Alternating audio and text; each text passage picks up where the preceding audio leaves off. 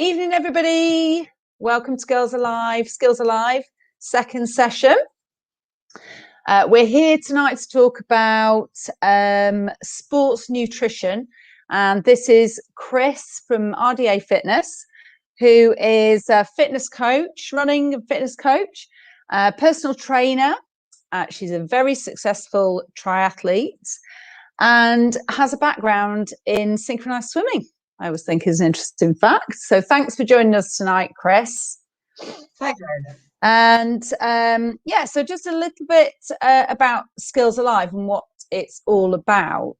We've got lots of members who have got, brilliant knowledge about things related to sports or activity that we think if the knowledge was shared around with our other members, it would help educate people, make people feel more confident in their skills, enable them to get out and get active, feel a bit more independent as well in their activity. So it's all about us sharing our knowledge just to empower other women to be able to get out and get active. So thanks so much, Chris, for joining us tonight and sharing your knowledge on sports nutrition. So Chris is going to go through the basics of how we should be fueling for our activity. It's a really important point because obviously if we're not fueling our bodies right, we can't... we won't have the energy to do what we need to do. So, Chris is going to take us through the basics of that. So I'm sure that there'll be some questions coming up as we go. Obviously, we can't hear you because you're either on YouTube or you're on Facebook, but I've got my little chat box open. And hello to Amanda and hello to Emily, who I know are both watching. And if anybody else wants to leave a lovely little comment or a question or just to say hi to us, it'd be really nice to see who's watching tonight. So just leave a little message in the chat box and I can put any questions to Chris. Okay, over to you, Chris. Thank you for the intro, Eleanor. So hello, everyone that's joining now or perhaps watching this later. So I guess, as Eleanor said, the purpose of this session is just to give a view of nutrition as it equates in the sporting world. So what you need to be thinking about and going a little bit into the science. So what does that mean in terms of your macro splits? When we talk about macros, we're talking about carbohydrates, protein and fats. So I want to give you a basic overview and then understand about what affects our performance and how, and then talk to you about what the general requirements are, and then how to understand what your specific requirements are for the activity that you're doing. So the first thing I think is what is really important to say, we're talking about fueling for your sport, for your performance. We're not talking about diet or body image. And I think that's really important first to understand and accept within yourself, because I think people's body image has naturally often affects their way that they perceive food and their relationship with food. And then if you're training for events, that's going to have a knock-on effect. So you need to kind of park your body image aside for now and we're talking about your ability to perform. So everyone will have different goals as well. So some people might have fat loss goals in as well, depending on their BMI and other factors. So that's something you can take into account later. But it's just an acceptance before you start your journey and understanding what nutrition means and how you can use it to help you in your activities. So I think the first thing to acknowledge and accept is your body type. So I think social media, everyone has a different view on that, but it's very easy to feel negative about yourself. And particularly if you're new to sports and you're looking at what other people do and how they look, et cetera, et cetera. And that's a really unhealthy relationship to have, but it's one that's easy to understand. So I think if you understand your genetic makeup, your body type, and then you just working at creating the best version of yourself. So I have, I think I'm still sharing my screen. So just a helpful little image to show, she says, here we go. So just very basic picture. Eleanor, can you give me a thumbs up if we can see that? Yeah, just Okay. make it full screen again, Chris. That's it. That's So, working. Just leave it as full screen. That's it.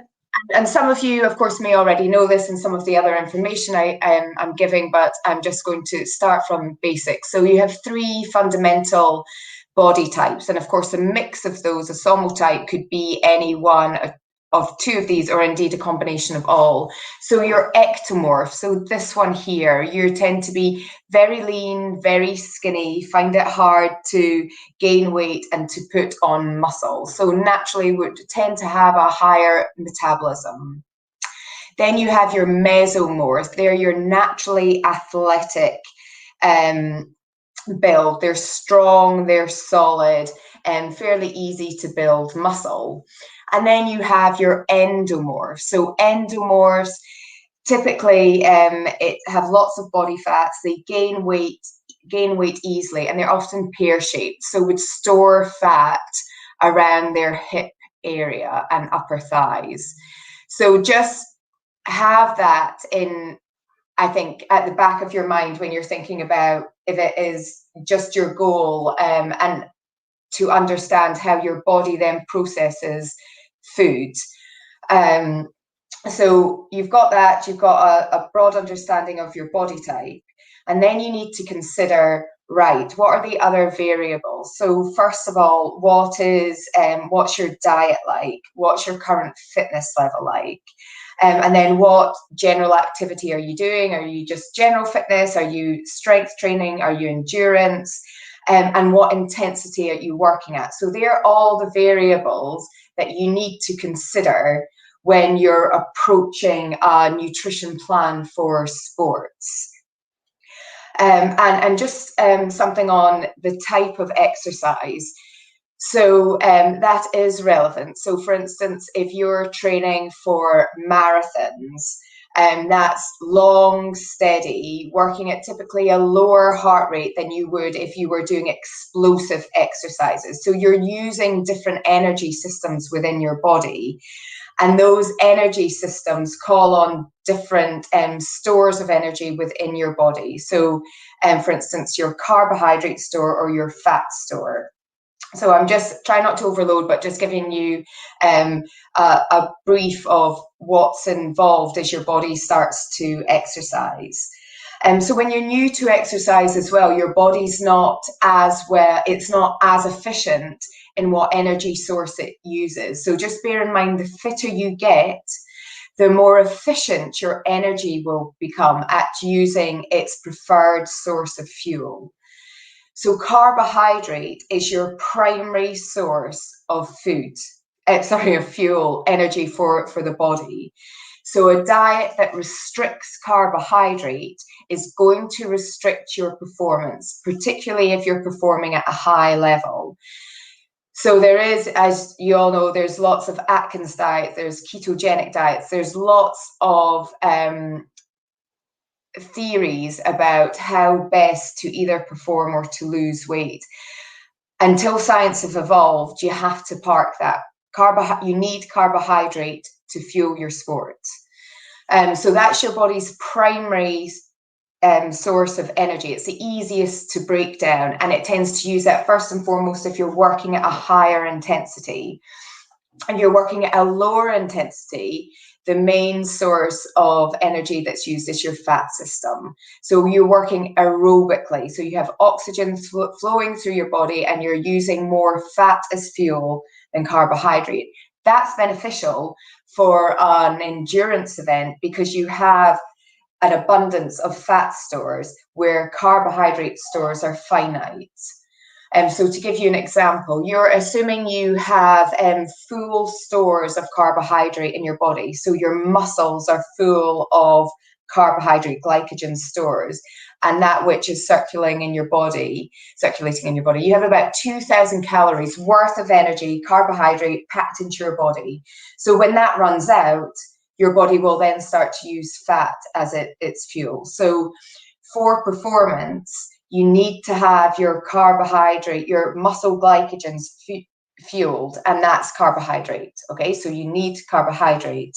The recommended macro percentages that I'd say for the general population is you're looking about 50 to 55% of your energy intake coming from carbohydrates. And of course, there we're talking about starchy carbs, we're talking about sugar, free sugars and natural sugars, and fiber. Then it's recommended you have roughly 30 to 35% fats. And of course, there's saturated, unsaturated fats. We'll come to different examples of those. And then your protein, 10 to 15% protein. They're the general guidelines. Okay, so then once you've got an understanding of that, then you factor into, well, what's your activity type? If you're strength training, you need more protein to synthesize muscle and to aid your recovery. So you would have to vary or increase your protein intake. Okay, and then if you're an endurance athlete, or if you're exercising 6 days a week hard, you're going to significantly need more carbohydrates, and you would limit your fats. So those are the variables that you work with in working out what your intake should be, and we'll come to those specific numbers, and then how you work those out. So can I just ask, Chris, so just for an example, so say you were trying to build some muscle. I'm just thinking of those ladies who are trying to build up a little bit in our strength for swimming, and some of us who aren't naturally particularly, strong. So obviously we're working on our strength at the moment. So we would just increase our protein a little bit, you think, and not really doing endurance stuff as well at the moment. So would it be helpful to?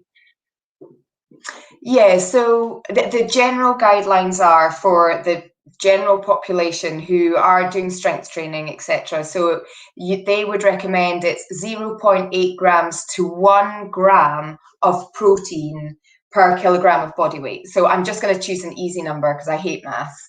Say you're 50 kilograms, which is very light, and I hope none of you are, but I can do the maths easier. Then 1 kilogram of protein would be 50. 1 kilogram of protein per kilogram of body weight would mean that you need 50 grams of carbohydrate. Now, if you were wanting to increase that you're putting a lot of strain on your muscles, at the lower end, you would probably be taking that to 1.2 grams of protein per gram of body weight. If you were significantly strength training, and I mean talking real power loading, you get 1.8. So, but you've got to balance that within the other macros that you're taking. But a higher protein intake encourages that muscle synthesis. And if you intake too much protein, it's just excreted. So it has no at lower amounts, a little bit more has no negative effects on your body. I think some people tend to think they need to load up with protein. So it's just understanding how that factors in with the overall equation. And protein, has other benefits as well. It helps you feel fuller for longer, but it does really help in that muscle development as well as recovery. Yeah, excellent.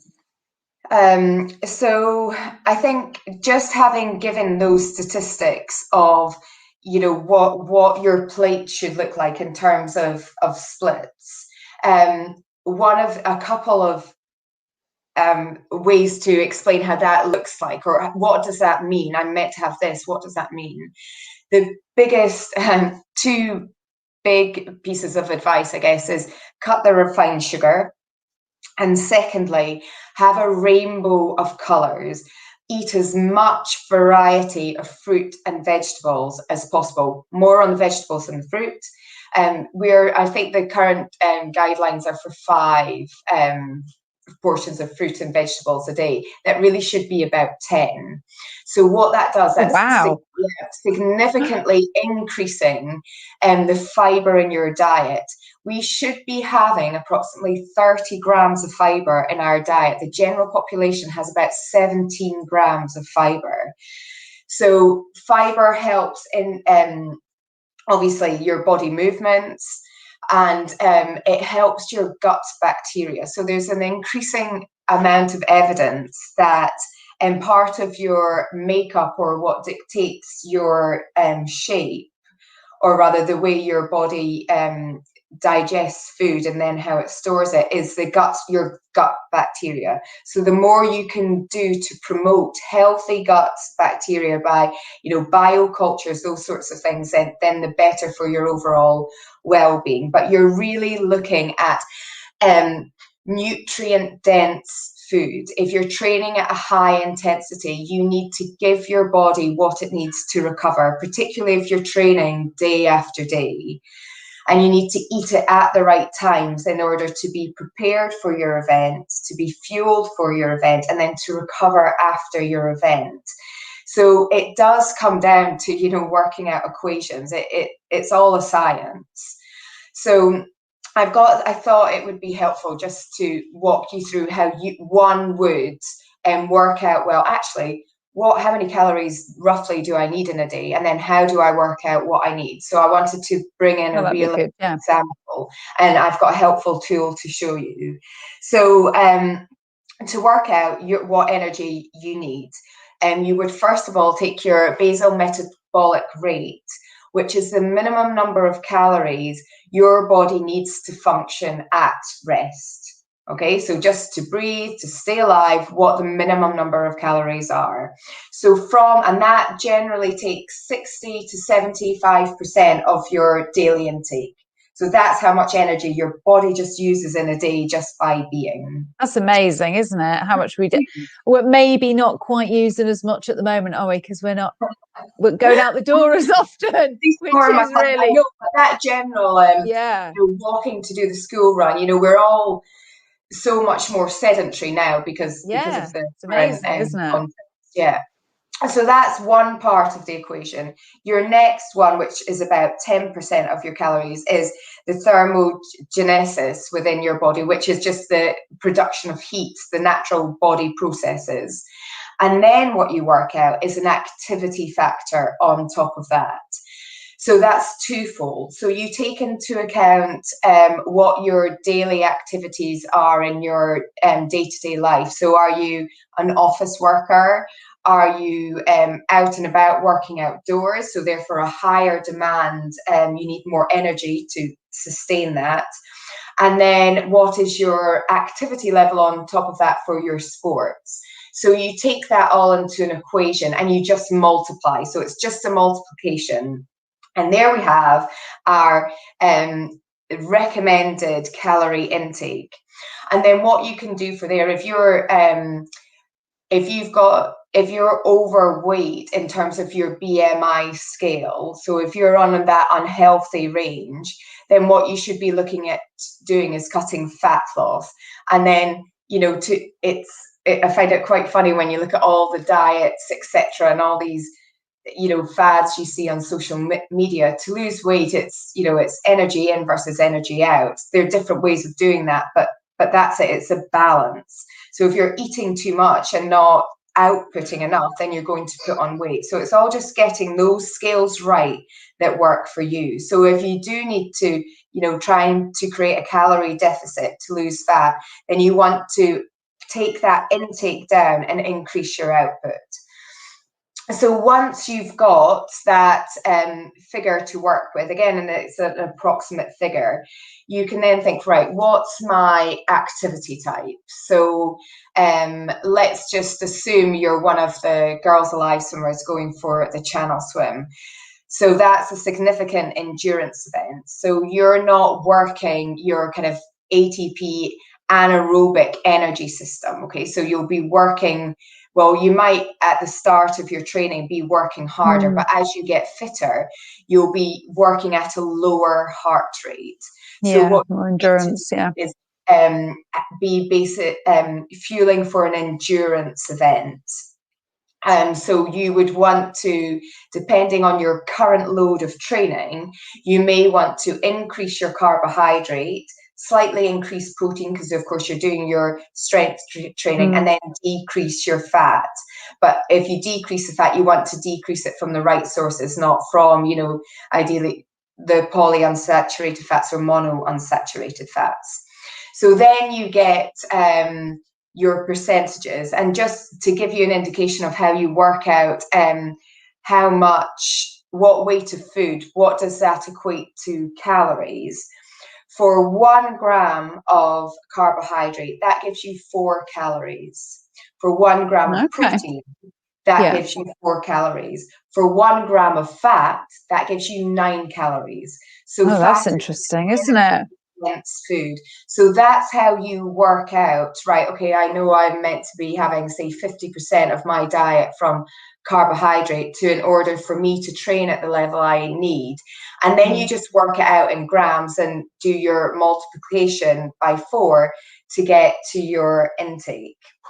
And I'm sorry if I'm overloading. I hope I'm getting the information across in as helpful as way as possible. You know what? It's a very complex subject, isn't it? As soon as you start thinking about it, really, you think that it's very difficult to make it basic, because there's, as you say, there's so many different factors. There's all the different levels of metabolism that we all have, different levels.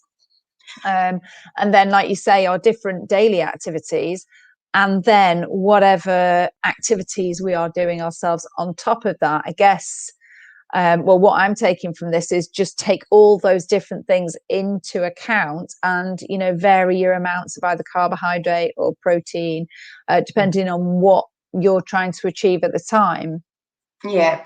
And I think the biggest thing is listen to your body.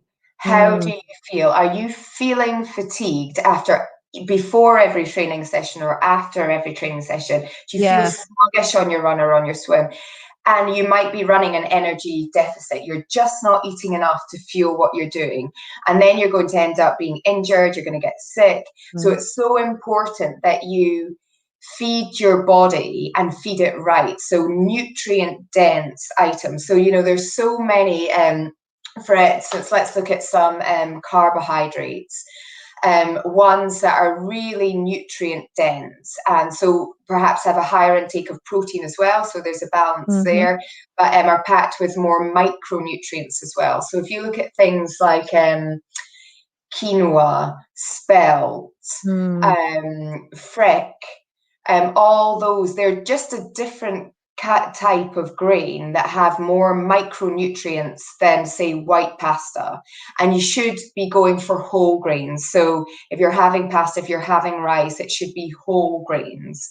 So it's making the right choices in your food. So it's not depending what your diet is now, it's just eating fresh. And it's thinking of that rainbow of colors, having diversity on your plate. So just thinking, what colors have I got in my plate? I mean, you should be having vegetables with lunch and with dinner, and pack them in. You can ask my husband what he thinks about that. I can imagine. Well, good for him though, as well, isn't it? With very good for him. But it's you've got to listen to your body, and it's eating at the right time, and it's eating the right thing, and of course staying hydrated.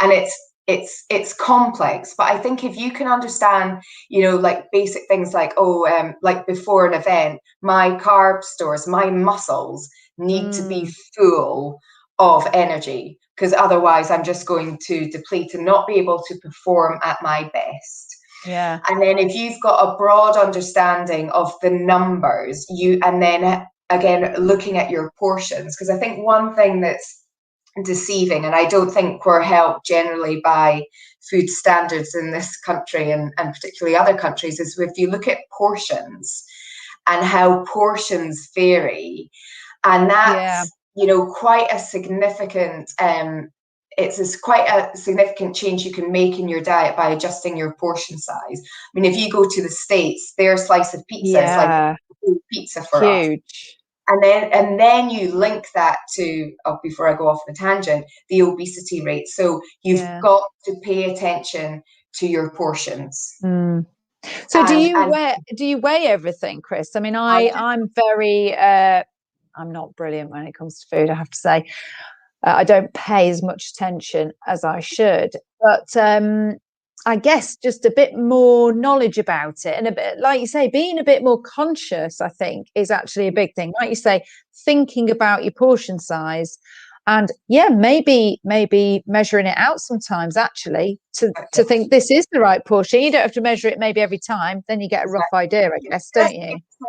Just building that awareness and Mm. understanding. And I don't think, I mean, it is tedious having to weigh it every time, but if you just get a general, just, oh, right, okay, so that's a 90-gram portion of porridge or rice or whatever. Yeah. So this is actually leading us on to what I wanted to show you.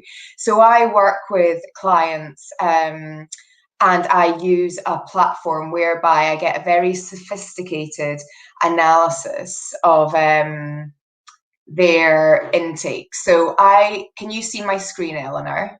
Can you put, Yeah, I can yeah, share it. Yeah, maybe make yeah, it full screen and then I'll share it. yeah. Yeah. Okay. Okay. Yeah. So this is an example of the sorts of reports I can produce. So I made this up. So this is an imaginary female. She's 45 years old. She weighs 65 kilograms and she's 1 meter 65 centimeters. So she has a sedentary job. She exercises moderately. So that's 3 days a week hard or 5 days a week easy. And she doesn't want to lose weight. She's happy and her body composition is all good and she's within a healthy range. So her recommended target of calories is approximately 1,900. Now, I played around with what she had to eat this day just so you could see the effects of that on her macronutrients. So I'm going to scroll down, and first of all, I'm going to show you what she ate. Okay, so for breakfast, she had porridge with whole milk, she had a latte with whole milk, and she had some granola. Lunch was soup, bread, That's a big sourdough bread. breakfast. Well, I wanted to show you the difference between porridge and granola because granola Okay. Yeah, yeah. it's one to be careful of. It's loaded, depending on what Yeah, brand you loads of buy, it's sugar. loaded with Yeah. sugar. And of course, there's tends to be high in fats depending on the nuts, etc., that are used in that. So it's just a little warning with when you choose if you eat granola there. Yeah. So lunch it was winter, so she felt cold. Soup, sourdough, and some falafel. And then chicken, she had dinner, she had chicken, rice, some ratatouille, a glass of wine. And during the course of the day, she had some rice cakes, half an avocado, an apple, and then she went all out and she had a Waitrose chocolate brownie. Oh, So, so I nice. now, okay, so before I go to the specific breakdown, this is how that looks in her day. Okay, so this is what she had, how that broke down. So that turned out, so her intake was above. If we go back, if you just stay with me, if you scroll up to the top, she exceeded her intake. So if she consistently ate like this, so having a higher calorie intake than she needs without increasing her output, she's going to put on weight. Okay, so she had more than she needed that day, and she wasn't doing this was a rest day. Okay, so she had no training here. So before I come into the specifics, I want to take you back down to that graph. Okay, and she's training for an endurance event, yet she only had 3.1 grams of carbohydrate for her body weight. So that's not enough for her to be able to build up her store of available energy in order to perform. And of course, she had that avocado, which is healthy fats, that's okay, but she had that brownie and she had a couple of other things that would have raised her fat intake. So if you look at And her the whole fat milk, intake, is that quite whole? I'm all for full fat milk in terms of the benefits it brings and the slightly higher protein intake. And so that's not something I would recommend her to cut down. And indeed, it's actually a great source for recovery as well. So the full fat milk, Husband's going to be very happy to hear that. yeah. but her fat increase, her fat percentage was 34%. So that's on the high side. We would want to bring that down. Her protein intake's about right. So it's sitting at 14%. So that's generally speaking okay. That's at 1.2 grams per gram of body weight. That's just about right for what she needs. Okay, so now I'm just going to scroll down without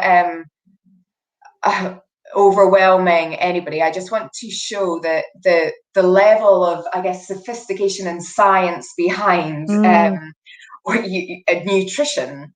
So this is a very clever report that shows, well, this blue line running down here, this is your ideal intake. The black line is your actual intake. So here, yep, she was over in energy.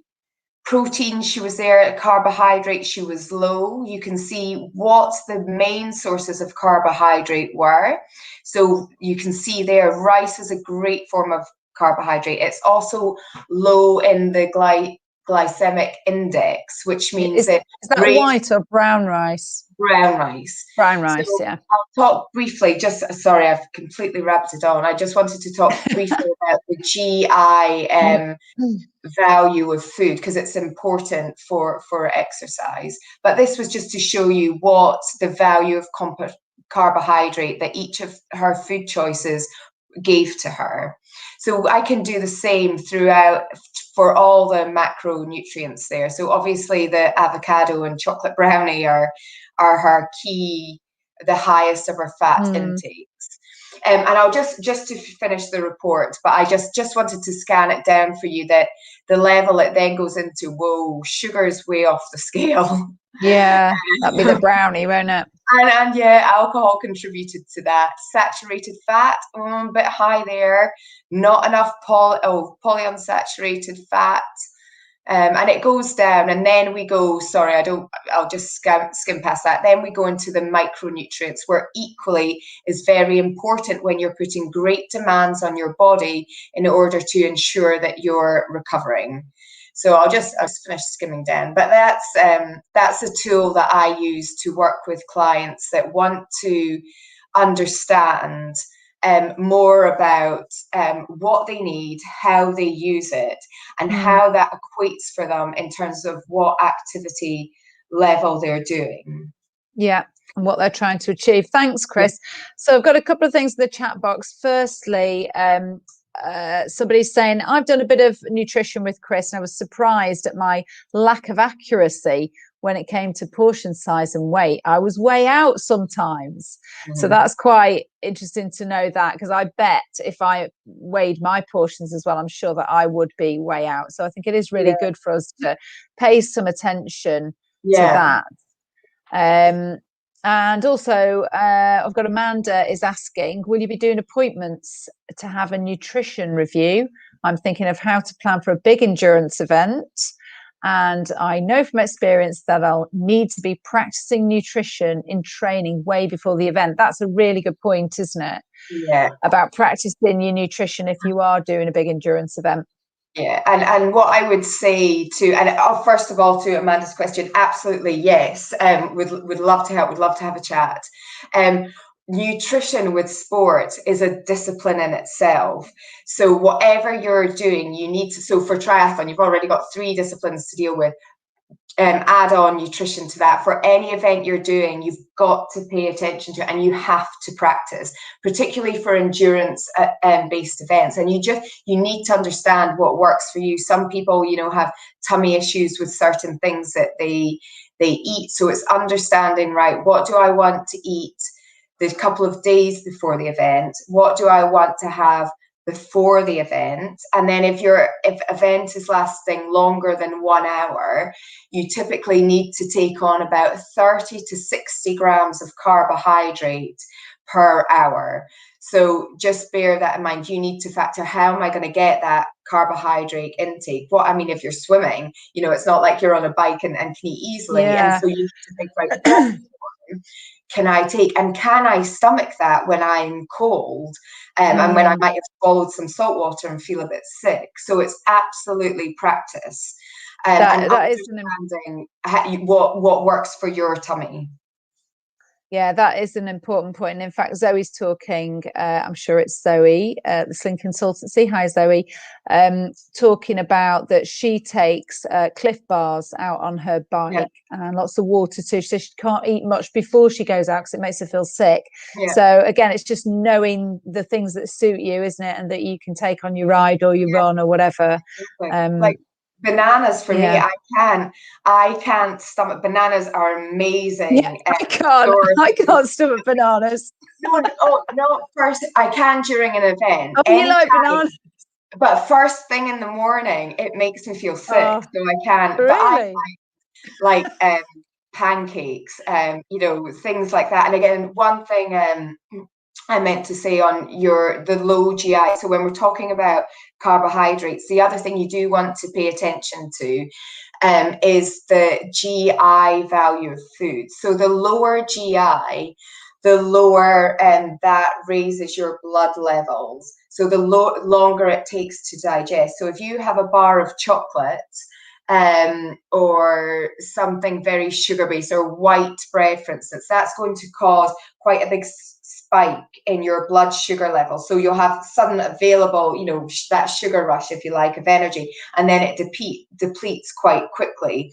So before an event, you want to be looking at low GI foods. And actually in your diet, generally, you want to be looking at low GI foods for the value that it brings to you. So, so brown whole wheats sort of thing, that is low GI. So there's a scale I can follow up and send you some useful information, but that's just useful just to be aware of when you're thinking about what to eat before an event and during an event. Thanks, Chris. I was just thinking that we probably should wrap up now because we've gone over our 30 minutes, but I've had some really lovely comments. Someone's saying jelly babies as well. I mean, always remember the jelly babies. The thing is, during an event, you often just need, instant sugar. Like for some long events I've done, flat Coke, when I've not been able to eat anything, has because it's just that burst of sugar. That's basically what your body needs. It's just become ever so more sophisticated in your choice of what you can choose to have in that. So yeah, there's so much I could talk about, and sorry I have gone on, but any questions, very happy to field them.